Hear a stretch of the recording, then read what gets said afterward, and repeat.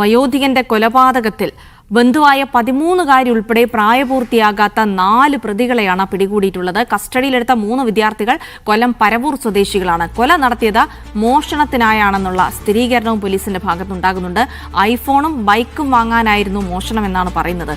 കൊലപ്പെടുത്തുന്ന ദൃശ്യം വീഡിയോ കോളിലൂടെ ശിവൻകുട്ടിയുടെ ബന്ധുവിനെ കൗമാര സംഘം കാണിച്ചെന്നും പോലീസ് പറയുകയാണ്. അവിടെയും ഇവിടെയും തിരിഞ്ഞു നടക്കുന്ന 10, 12, 15 വയസ്സുള്ള പെൺകുട്ടികളും 10ാം ക്ലാസ്സിലും 9ാം ക്ലാസ്സിലും 8ാം ക്ലാസ്സിലും പഠിക്കുന്ന പെൺകുട്ടികള് ആ സമയങ്ങളിൽ പല സ്ഥലങ്ങളിലും നടക്കുന്നത് കാണുമ്പോ 16 വയസ്സുകാരനാട് 14 വയസ്സുകാരി പഠിച്ചവരെ കൊലപാതകങ്ങൾ വരെ നടക്കുന്നത് 46കാരനല്ല.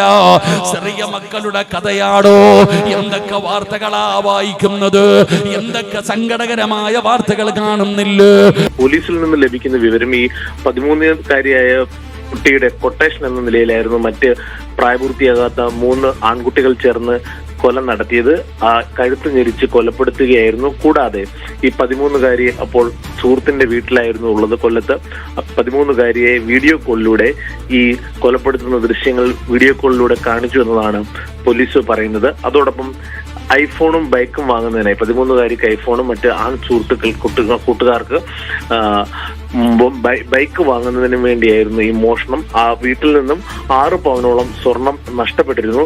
ഈ സ്വർണം വിറ്റ് പണമാക്കി ബൈക്കും ഐഫോണും വാങ്ങാനായിരുന്നു ഇവരുടെ പദ്ധതി എന്നായിരുന്നു പോലീസ് ഇപ്പോൾ കണ്ടെത്തിയിരിക്കുന്നത്. അവിടെയും ഇവിടെയും തിരിഞ്ഞു നടക്കുന്ന 10, 12, 15 വയസ്സുള്ള പെൺകുട്ടികളും 10ാം ക്ലാസ്സിലും 9ാം ക്ലാസ്സിലും 8ാം ക്ലാസ്സിലും പഠിക്കുന്ന പെൺകുട്ടികള് ആ സമയങ്ങളിൽ പല സ്ഥലങ്ങളിലും നടക്കുന്നത് കാണുമ്പോ മക്കളെ നിങ്ങൾ എവിടെ പോവുകയാണ്?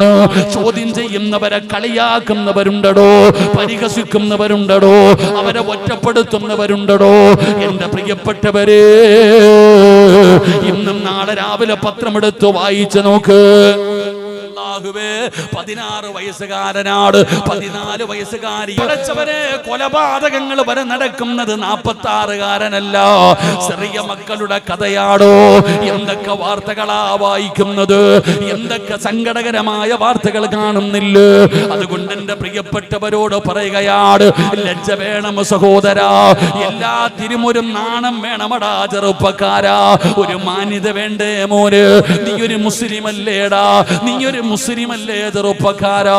അതുകൊണ്ട് എന്റെ പ്രിയപ്പെട്ടവരോട് പറയുകയാണ്, ജീവിതം ആസ്വദിക്കാനുള്ളതാണ്, അടിച്ചു പൊളിക്കാനുള്ളതാണ് എന്ന് പറഞ്ഞുകൊണ്ട് നടക്കുന്ന യുവത്വമേ, ആരാടാ പറഞ്ഞത് ജീവിതം ആസ്വദിക്കാനുള്ളതാണെന്ന്? ഈ ജീവിതം സുഖിക്കാനുള്ളതാണെന്ന് ആരാ നിന്നോട് പറഞ്ഞു തന്നത്? അല്ലാഹു നിന്നെ പടച്ചിരിക്കുന്നത് എന്തിനാണെന്നറിയോ? നിനക്ക് തോന്നുന്നത് പോലെ ജീവിക്കാനല്ല. നിനക്ക് ഭക്ഷണം തന്നതാരാ? നിന്നെ ജനിപ്പിച്ചതാരാ? നിനക്ക് ജീവൻ തന്നതാരാ? നിനക്ക് സർവ്വതും തരുന്നതാരാ? നിന്നെ ജീവനോടെ പൊന്നുപോലെ കൊണ്ട് നടക്കുന്നവനാരാ? അത് പടച്ച റബ്ബാടാ പൊന്നുമോന്. ആ അല്ലാഹുവാണ് നിന്നെ പടച്ചത്. എന്തിനാണ് പടച്ചവനെ പറയുന്ന രീതിയിൽ അനുസരിക്കാരാ? അല്ലാതെ തോന്നിവാസികളെ പോലെ ജീവിക്കാനല്ല, അല്ലാതെ പടച്ചവനെ മറന്നു നടക്കാനല്ല. അതുകൊണ്ട് എന്റെ പ്രിയപ്പെട്ടവരോട് പറയുകയാ, ജീവിതം ആസ്വദിക്കാനുള്ളതല്ല. ഇതല്ലടാ ജീവിതം, ഇതല്ലടാ ജീവിതം. യാത്രക്കാരാണ് ചെറുപ്പക്കാരാ. എന്റെ വയത് കേൾക്കാമെന്ന ചെറുപ്പക്കാരികളായ 10ാം ക്ലാസ്സിലും +1നും +2നും ഡിഗ്രിക്കും പഠിക്കുന്ന പെൺകുട്ടികളോട് അല്ലാഹുവേ റീലെടുത്ത് ഇൻസ്റ്റാഗ്രാമിൽ ഇട്ടിട്ട് ഈ സമുദായത്തിന് നാണം കെടുത്തുന്ന യുവതലമുറയോട് പറയുകയാ, യാത്രക്കാരാണ് മക്കള്, യാത്രക്കാരാണ് മക്കള്. അല്ലാഹുവേ പള്ളിയിൽ നിന്ന് അതാ നിങ്ങളുടെ വീട്ടിലേക്ക് ഒരു വാഹനം കടന്നു വരുമല്ലോ. മയ്യത്ത് കെട്ടിലെന്ന് പറയുന്ന വാഹനം വീട്ടിലേക്ക് വരുമ്പോൾ അതിനകത്ത് കയറിപ്പോകാൻ ഒരുങ്ങി നിൽക്കുന്ന യാത്രക്കാരാണ് നമ്മള്. ആ ഓർമ്മ വേണം ചെറുപ്പക്കാരാ. യഥാർത്ഥ ജീവിതം മരണത്തിന് ശേഷമുള്ള ജീവിതമാണ്. അതാണ് യഥാർത്ഥ ജീവിതം. നമ്മുടെ ജീവിതത്തിന്റെ വിലയറിയണമെങ്കിൽ അല്ലാഹുവേ ജനിച്ചപ്പോഴേ ഒരു ചെവിയിൽ ബാങ്ക് വിളിച്ചു, ഒരു ചെവിയിൽ ഇഖാമത്ത് കൊടുത്തു. ഇന്ന് ഇതുവരെ നിസ്കരിച്ചില്ലടാ ചെറുപ്പക്കാരാ. ആ ബാങ്കും ഇഖാമത്തും കൊടുത്ത നിസ്കാരം ഇതുവരെ നിസ്കരിച്ചിട്ടില്ല. ആ നിസ്കാരം ഏതാണെന്നറിയോ? 3 കഷ്ടം വെള്ളത്തുള്ളിയിൽ പൊതിഞ്ഞിട്ട് നിന്നെ കൊണ്ടുവരുന്ന ഒരു ദിവസമുണ്ടല്ലോ. മൂക്കിന്റെ ദ്വാരം പഞ്ഞി കൊണ്ടടയ്ക്കുന്നേ, കാണേണ്ടവർ കണ്ടോ ഇതാ പൊതിയുന്നേ. മയ്യത്തു കട്ടിൽ തോളിലേക്കുയരുന്നേ, പുരയ്ക്കുള്ളിലപ്പോൾ രോദനം ഉയരുന്നേ. അരുമക്കിടാങ്ങൾ വാപ്പയെ വിളിക്കുന്നേ, അതിനുത്തരം നൽകാതെ നീ കിടക്കുന്നേ. അല്ലാഹുവേ, എന്റെ പ്രിയപ്പെട്ട സഹോദരാ, നെല്ലിക്കുന്ന പള്ളിയുടെ മുമ്പിലേക്ക് 3 കഷ്ടം വെള്ളത്തുടിയിൽ പൊതിഞ്ഞിട്ട് നിന്റെ ജനാസ കൊണ്ടുവന്ന് ഈ പള്ളിയുടെ മുമ്പിൽ വെക്കുമ്പോ ആരും പറയാറില്ല, ബാങ്ക് വിളിച്ചില്ല, ഇഖാമത്ത് കൊടുത്തില്ല. നേരത്തെ വിളിച്ചു വച്ചിരിക്കുകയാ, നേരത്തെ വിളിച്ചു വച്ചിരിക്കുകയാ. മരിച്ചാ കുളിപ്പിക്കണം, പൊതിയണം, കബറ് കുടിക്കണം, കൊണ്ടുവന്ന് നിസ്കരിച്ചിട്ട് കബറടക്കണം ചെറുപ്പക്കാരാ. അതുകൊണ്ട് എന്റെ പ്രിയപ്പെട്ടവരോട് പറയുകയാണ്, മക്കളെ, എല്ലാത്തിനും ഒരു പരിധിയുണ്ട്, എല്ലാത്തിനും ഒരു പരിധിയുണ്ട്. മഹാനായ സയ്യിദുനാ ഉസ്മാൻ ഇബ്നു അഫ്ഫാൻ റളിയല്ലാഹു തആല അൻഹുവിന്റെ ഒന്നാമത്തെ ഗുണമെന്താ? ആ സ്വഹാബിയുടെ ലജ്ജ കണ്ടിട്ട് മലക്കുകൾ പോലും അത്ഭുതപ്പെട്ടു എന്ന് ആദരവായ പ്രവാചകൻ നബി മുഹമ്മദ് മുസ്തഫ സല്ലല്ലാഹു അലൈഹി വസല്ലം ആ സഹാബിയുടെ ലജ്ജ കണ്ടിട്ട് മലക്കുകൾ പോലും ലജ്ജിച്ച് തല താഴ്ത്തി. അല്ലാഹു നമുക്ക് ഈമാൻ നൽകുമാറാകട്ടെ, അല്ലാഹു നമുക്ക് ഈമാൻ നൽകുമാറാകട്ടെ. നിങ്ങളോട് തലമറയ്ക്കാനൊന്നും ഞാൻ പറയുന്നില്ല, ഇന്നത്തെ പെൺകുട്ടികളോട് തലമറയ്ക്കാൻ പറയുന്നില്ല, വാക്കിയെങ്കിലും ഒന്ന് മറച്ചാൽ മതിയായിരുന്നു. അല്ലാഹു ഈമാൻ നൽകുമാറാകട്ടെ. തലമറയ്ക്കാനൊന്നും ഞാൻ പറയുന്നില്ല. അത് കാരണം എന്തേ അങ്ങനെ പറഞ്ഞിട്ട് കേൾക്കണില്ല. നേരത്തെ പണ്ട് ഉസ്താദന്മാര് തലമറയ്ക്കാനാ പറയണേ, ഇപ്പൊ പറയുന്നത് തലമറയ്ക്കാനല്ല, ബാക്കിയുള്ളതെങ്കിലും ഒന്ന് മറയ്ക്കും മക്കളെ. ആൺകുട്ടികളോട് പറയുന്ന, മോനെ, എടാ ഈ നിക്കറിട്ടുകൊണ്ട് നടക്കണ പരിപാടി ഒന്ന് മാറ്റിയിട്ട് എടാ ഒന്ന് നല്ല വസ്ത്രം ധരിക്കും മോനെ, അള്ളാനെ ഭയന്ന് ജീവിക്കണം മക്കളെ, ലജ്ജ വേണോടാ. എടാ നീയേ ഇങ്ങനെ ആയിപ്പോയി, നാട്ടുകാരെ കൂടെ നരകത്തിൽ കൊണ്ടുപോകരുത്. അള്ളാഹു കാത്തിരക്ഷിക്കുമാറാകട്ടെ. നീയേ ഇങ്ങനായി, വാപ്പ വാത് കഴിഞ്ഞ് പോകുമ്പോ കാണണം ഒരു ഉടുത്തുണ്ടോ. സുബ്ഹാനല്ലാഹ്, വാപ്പ മുണ്ടം കിട്ടും മടക്കി ഉടുത്തിട്ട് ഇങ്ങനെ തൊടയിൽ അടിച്ചോണ്ടാ പോണെ, കണ്ടോ കണ്ടോന്ന്. എന്താ വാപ്പ, നിന്റെ മുടിയും നരച്ചു, പ്രായമായി, ഒരുപാട് രോഗങ്ങളായി, എന്നിട്ട് നന്നാകുന്നില്ല. അള്ളാഹു നമ്മളെ കാത്തിരക്ഷിക്കുമാറാകട്ടെ. ലജ്ജയില്ലാത്തവനെ കുറിച്ച് പിന്നെ പറഞ്ഞിട്ട് കാര്യമില്ല, ലജ്ജയില്ലാത്ത ഒരാളെ കുറിച്ച് പിന്നെ പറഞ്ഞിട്ട് കാര്യമില്ല, അവന് പിന്നെ തോന്നുന്ന പോലെ ജീവിക്കും. അള്ളാഹു നമ്മളെ കാത്തിരക്ഷിക്കുമാറാകട്ടെ. മഹാനായ ഉസ്മാൻ റളിയല്ലാഹു തആല അൻഹുവിന്റെ ഒന്നാമത്തെ ഗുണം, ആ സ്വഹാബിക്ക് വല്ലാത്ത ലജ്ജയായിരുന്നു. അള്ളാഹു അതിന്റെ 4-1 അംശമെങ്കിലും അള്ളാഹു നമുക്ക് നൽകി അനുഗ്രഹിക്കുമാറാകട്ടെ. അള്ളാഹു നമുക്ക് അതിന്റെ ഒരു അല്പമെങ്കിലും അള്ളാഹു നമുക്ക് നൽകി അനുഗ്രഹിക്കുമാറാകട്ടെ. പണ്ടത്തെ പെണ്ണുങ്ങള് 10ാം ക്ലാസ്സിൽ പഠിക്കുമ്പോ ഗ്രൂപ്പ് ഫോട്ടോ എടുക്കുമായിരുന്നു. പണ്ട് ഗ്രൂപ്പ് ഫോട്ടോ.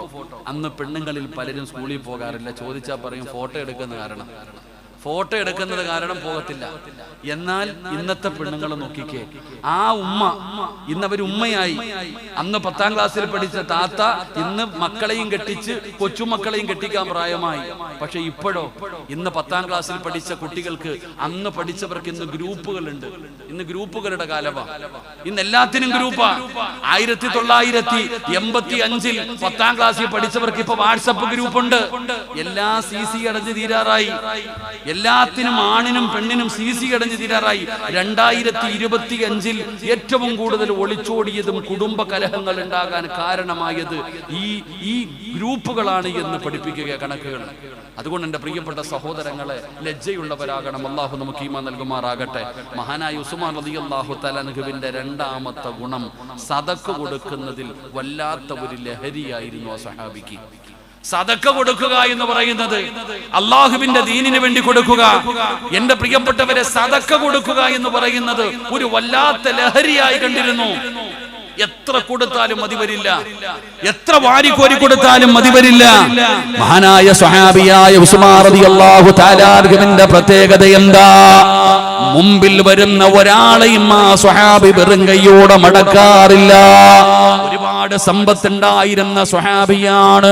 പടച്ചവനെ, ഉസ്മാൻ റളിയല്ലാഹു തആല അൻഹുവിന്റെ ചരിത്രം പഠിക്കണമടോ. നമ്മളുടെ അടുക്കൽ പടച്ചവനെ നമ്മൾ പള്ളി പണിയാണ് സദഖ കൊടുക്കണം, ഹിഫ്ള് കോളേജിന്റെ പണിയാണ് കൊടുക്കണം. നമ്മൾ പറയും ഒരു വട്ടം കൊടുത്തതാ, ഞാൻ കഴിഞ്ഞ പ്രാവശ്യം കൊടുത്തതാ എന്ന് പറയുന്നവര് ഉസ്മാൻ റളിയല്ലാഹു തആല അൻഹുവിന്റെ ചരിത്രം എന്തെന്നറിയോ? അതാ തബൂക്ക് യുദ്ധത്തിന്റെ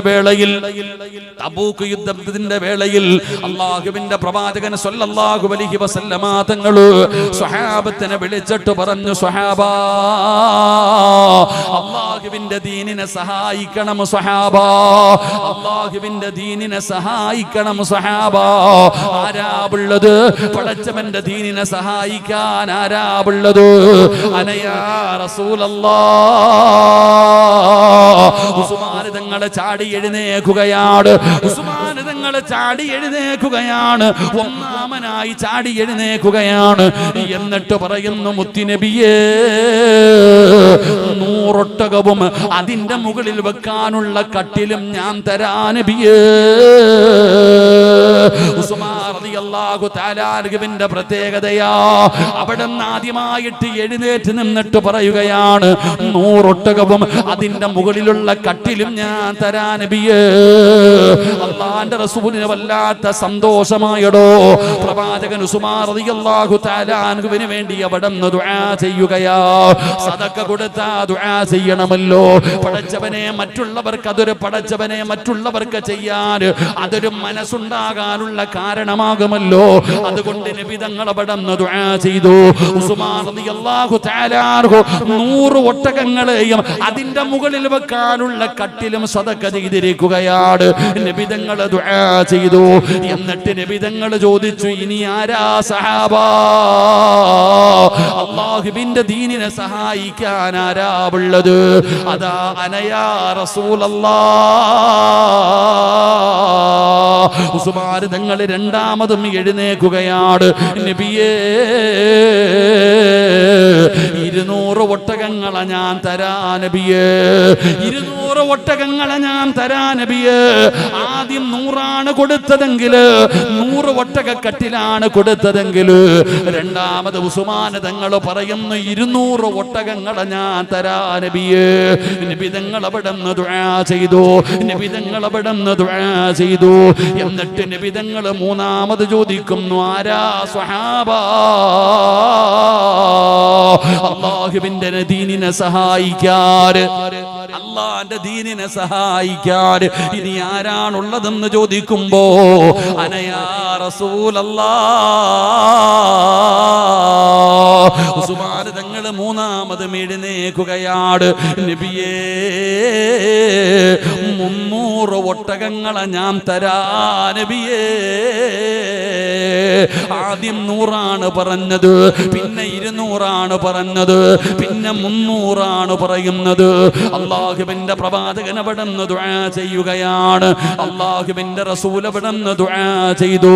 സ്വഹാബത്ത് പറയുകയാ, അല്ലാഹുവിന്റെ റസൂൽ എങ്ങാനും ചോദിച്ചു കൊണ്ടിരുന്നെങ്കിൽ ഉസ്മാൻ തങ്ങൾ തന്റെ സമ്പത്ത് മുഴുവനും കൊടുക്കുമായിരുന്നു. തന്റെ സമ്പാദ്യം തീരുന്നത് വരെ നബി തങ്ങൾ ചോദിക്കുമ്പോ ഇങ്ങനെ കൊടുക്കുമായിരുന്നു. അത് വല്ലാത്ത ഒരു സ്വഭാവമായിരുന്നടോ. ഉസ്മാൻ തങ്ങളുടെ വല്ലാത്ത ഒരു ഗുണമായിരുന്നു. അല്ലാഹുവേ, മറ്റൊരു സമയത്ത് നബി തങ്ങൾ ചോദിക്കുകയാണ്, അല്ലാഹുവിന്റെ പരിശുദ്ധമായ ദീനിനെ സഹായിക്കണം, യുദ്ധത്തിന് പോവുകയാണ്.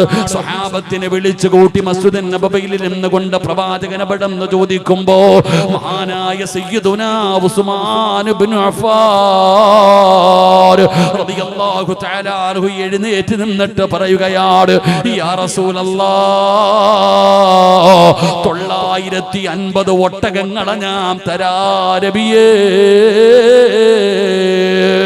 9 സഹോദരാ, 950 ഒട്ടകങ്ങളെ ഞാൻ തരാ നബിയേ, 50 കുതിരകളെ ഞാൻ തരാ നബിയേ. ഉസ്മാൻ തങ്ങളുടെ സമ്പത്തും ചിന്തിച്ചു നോക്കടോ. 950 ഒട്ടകങ്ങള്, 50 കുതിരകള്, 10,000 സ്വർണ്ണ നാണയങ്ങളാണ് അള്ളാന്റെ റസൂല് ചോദിക്കേണ്ട താമസം. മഹാനായ സയ്യിദുനാ ഉസ്മാൻ ഇബ്നു അഫ്ഫാൻ റളിയല്ലാഹു തആല അൻഹു അവിടുന്ന് സദഖ കൊടുത്തത് പടച്ചവനെ വല്ലാത്ത ഒരു മനസ്സായിരുന്നു.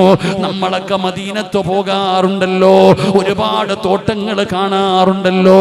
പേര് ഉസ്മാൻ, പടച്ചവനെ ഉസ്മാൻ തങ്ങളുടെ കിണർ കാണാൻ സഹോദരാ. നബി തങ്ങളുടെ കാലഘട്ടത്തില് റോമ കിണറെന്ന് പറയുന്ന ഒരു കിണറുണ്ടായിരുന്നു. വെള്ളത്തിന് വല്ലാത്ത ക്ഷാമമായിരുന്നു. മുസ്ലിമീങ്ങളെ വെള്ളമെടുക്കാൻ പോകുമ്പോ ആ യഹൂദിയായ മനുഷ്യൻ അവിടെ നിന്ന് മുസ്ലിമീങ്ങൾക്ക് വെള്ളം കൊടുക്കില്ലായിരുന്നു. മുസ്ലിമീങ്ങൾ വെള്ളം കോരാൻ പാടില്ല. അല്ലാഹുവേ, സ്വഹാബത്തിന് വല്ലാത്ത സങ്കടമായി. അല്ലാഹുവിന്റെ പ്രവാചകന്റെ മുമ്പിൽ വന്ന് പരാതി പറഞ്ഞപ്പോ ആരാ സ്വഹാബ, ആ കിണർ ആരാണ് മേടിച്ചു കൊടുക്കുന്നത്? സ്വർഗത്തിലൊരു കിണർ പടച്ച റബ്ബ് തരുമെന്ന് പറയുമ്പോ മഹാനായ സയ്യിദുനാ ഉസ്മാൻ ഇബ്നു അഫ്ഫാൻ റളിയല്ലാഹു തആല അൻഹു അല്ലാഹുവേ ആ കിണറിന്റെ ഉടമസ്ഥനായ യഹൂദിയുടെ മുമ്പിലേക്ക് കടന്നു ചെല്ലുകയാ. എന്നിട്ട് പറഞ്ഞു, ഈ കിണർ നിങ്ങൾ വിൽക്കണം, ഈ കിണർ എനിക്ക് തരുമോ, ഈ കിണർ എനിക്ക് തരുമോ? അല്ലാഹുവേ, ആ മനുഷ്യൻ പറഞ്ഞു, കൊടുക്കൂല. നിങ്ങൾ ചോദിക്കുന്നത് തരാ, ഈ കിണറിന് വേണ്ടി നിങ്ങൾ എന്ത് ചോദിച്ചാലും ഞാൻ തരാ. യഹൂദിയായ മനുഷ്യൻ 35,000 വെള്ളി നാണയങ്ങളാ ചോദിച്ചത്. ആ കിണറിന് പകരമായിട്ട് 35,000 വെള്ളി നാണയം ചോദിച്ചപ്പോ മഹാനായ സയ്യിദുനാ ഉസ്മാൻ ഇബ്നു അഫ്ഫാൻ റളിയല്ലാഹു തആല അൻഹു 35,000 വെള്ളി നാണയം എണ്ണി കൊടുത്തിട്ട് ഇലാ ഹദ്റത്തി റസൂലില്ലാഹ് വെറുതെ ചോദിച്ചതാണോ? അത്രയും വിലയൊന്നുമില്ല, കളിയാക്കുന്ന രീതിയിൽ ചുമ്മാതെ വന്ന് പറഞ്ഞതാണ്. 35,000 വെള്ളി നാണയം തന്നാ ഞാൻ തരാ. ഉസ്മാൻ തങ്ങൾ പടച്ചവര് ആ മനുഷ്യന്റെ കയ്യിൽ 35,000 വെള്ളി നാണയം കൊടുത്തിട്ട് അവിടെന്ന് ആ മനുഷ്യനെ കെട്ടിപ്പിടിക്കുകയാ. അവിടെ നിങ്ങനെ കെട്ടിപ്പിടിക്കുകയാ. അല്ലാഹുവേ, എനിക്ക് സ്വർഗത്തിലൊരു കിണർ തന്നെ തന്നല്ലോ. ഉസ്മാൻ തങ്ങൾ മുത്തുനബിയുടെ ചാരത്ത് ചെല്ലുകയാണ്. നബിയേ, ആ കിണർ ഞാൻ വാങ്ങി നബിയേ, ആ കിണർ ഞാൻ വാങ്ങി നബിയേ, അത് മുസ്ലിമീങ്ങൾക്ക് വേണ്ടി ഞാൻ കൊടുത്തിരിക്കുന്നു നബിയേ. അല്ലാഹുവേ, ഉസ്മാൻ തങ്ങളുടെ സ്വഭാവം ഇതാടോ. വല്ലാത്ത മനസ്സായിരുന്നു, സഹായിക്കാൻ വല്ലാത്ത മനസ്സായിരുന്നു. ഒരാളെയും വെറും കയ്യോടെ മടക്കാറില്ല, ഒരാളെയും വെറും കയ്യോടെ മടക്കാറില്ല. അല്ലാഹുവേ, ഇന്ന് മുസ്ലിം സമുദായത്തിൽ പലർക്കും ഇല്ലാതെ പോയ ഒരു സ്വഭാവമാണോ സദഖ കൊടുക്കുന്ന ഒരു സ്വഭാവം. അല്ലാഹുവേ, പള്ളികൾക്ക് ചോദിച്ചോ, തീങ്കാനകൾക്ക് വേണ്ടി ചോദിച്ചോ, മദ്രസകൾക്ക് വേണ്ടി ചോദിച്ചോ, പാവങ്ങൾക്ക് വേണ്ടി, ക്യാൻസർ പിടിച്ചു കിടക്കുന്നവർ, കിഡ്നി രോഗികൾ, പ്രയാസങ്ങളിൽ കഴിയുന്നവർ, അവർക്ക് വേണ്ടി ചോദിക്കുമ്പോ പലരും കൊടുക്കാനുള്ള മനസ്സില്ലാതെ പോകുന്നു. എല്ലാവരും വിചാരിക്കുന്നത് കൊടുത്താ കുറഞ്ഞു പോകുമെന്നാ, കൊടുത്താ കുറഞ്ഞു പോകുമെന്നാ. ഉണക്കുകാലം വരികയാണ്. പടച്ചവരെ, കിണറ്റിലെ വെള്ളം പറ്റിപ്പോകുമെന്നുള്ള പേടി കാരണം അയൽവാസികൾക്ക് പോലും വെള്ളം കൊടുക്കാത്ത മുസ്ലിമേ, 3 കാര്യങ്ങൾ ചോദിച്ചാ കൊടുക്കട്, 3 കാര്യങ്ങൾ ചോദിച്ചാ കൊടുക്കട്. വരുന്നവന് വെറും കയ്യോടെ മടക്കരുത്. ഏതെങ്കിലും ഒരു മനുഷ്യന് 3 കാര്യങ്ങൾ ചോദിച്ചാൽ 3 കാര്യങ്ങൾ ചോദിച്ചാ കൊടുക്കാതെ വെറും കൈയോടെ മടക്കരുത്. അതിലെ ഒരു കാര്യം വെള്ളമാ സഹോദരാ. ഉണ്ടെങ്കിൽ കൊടുക്കട്, ഉണ്ടെങ്കിൽ കൊടുക്കട്, ഇല്ല എന്ന് പറഞ്ഞിറക്കി വിടരുത്. എന്റെ പ്രിയപ്പെട്ട സഹോദരങ്ങളെ, കൊടുത്തെന്ന് പറഞ്ഞു കുറയൂല, കൂടുന്നതല്ലാതെ കുറയൂല, കൂടുന്നതല്ലാതെ കുറയൂല. മഹാനായ സയ്യിദുനാ ഉസ്മാൻ ഇബ്നു അഫ്ഫാൻ റളിയല്ലാഹു തആല അൻഹുവിന് അല്ലാഹു വാരിക്കോരി കൊടുക്കുകയാ. അതുകൊണ്ട് എന്റെ പ്രിയപ്പെട്ടവരോട് പറയുകയാണ്, അല്ലാഹുവേ ഏത് കാര്യത്തിനു വേണ്ടി ചോദിച്ചാലും കൊടുക്കടോ. അല്ലാഹുവിന്റെ ദീനിന് വേണ്ടി കൊടുക്കൂ. കഴിഞ്ഞ ഉറൂസിന് വന്നപ്പോ പടച്ചവനെ ഇല്ലാത്ത ഒരു ബിൽഡിംഗ് എന്ന് പുറകിൽ കണ്ടു. അല്ലാഹുവിന്റെ പരിശുദ്ധമായ ഖുർആൻ പഠിക്കുന്ന മക്കൾക്ക് വേണ്ടി പടച്ചവനെ മനോഹരമായ ഒരു ബിൽഡിംഗ് പണിതിട്ടിരിക്കുകയാ. അല്ലാഹുവേ ആരൊക്കെ അതിനു വേണ്ടി സഹായിച്ചോ അവർക്ക് അർഹമായ പ്രതിഫലം കൊടുക്കണേ അല്ലാഹ്.